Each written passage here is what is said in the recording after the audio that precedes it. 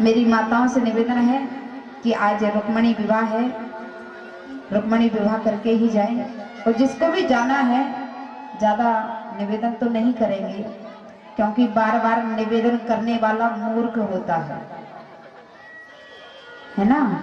इसलिए समझदारी इसी में है, थोड़ा समय और बैठिएगा, क्योंकि पहले महाराज जी अपनी वाणी आपके समक्ष प्रकट थी। समय ज़्यादा नहीं है, इसलिए कथा ज़्यादा है और समय प्रयास करूंगी कि थोड़े समय में आपको रुक्मणी का विवाह करवा सकूं।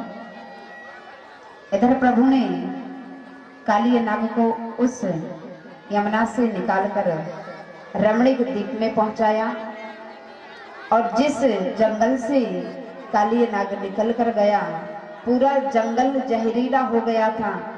तो प्रभु ने अपनी योग माया द्वारा सारे जंगल में अग्नि लगवा दी।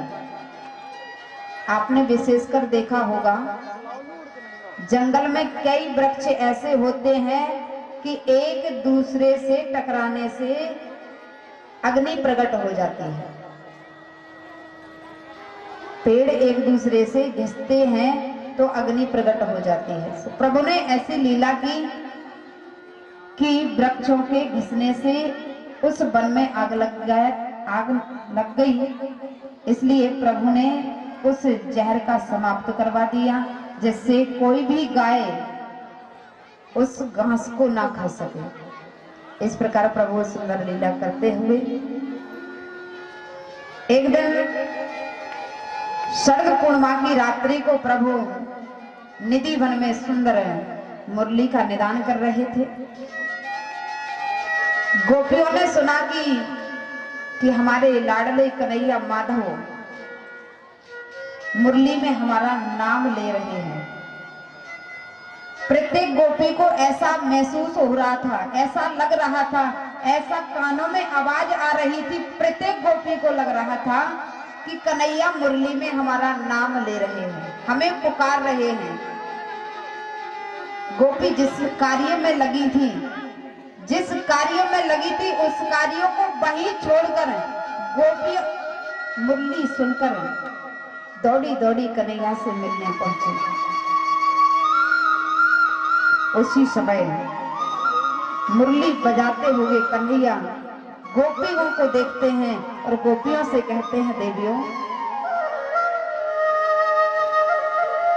आप इस तरह मुझसे मिलने क्यों आई हो। गोपियों ने सोचा कि मुरली में एक तो हमारा नाम ले रहे थे और पूछ रहे हैं कि क्यों आई हो। गोपियों ने कहा कि कन्हैया आप ही तो हमारा नाम ले रहे थे मुरली में।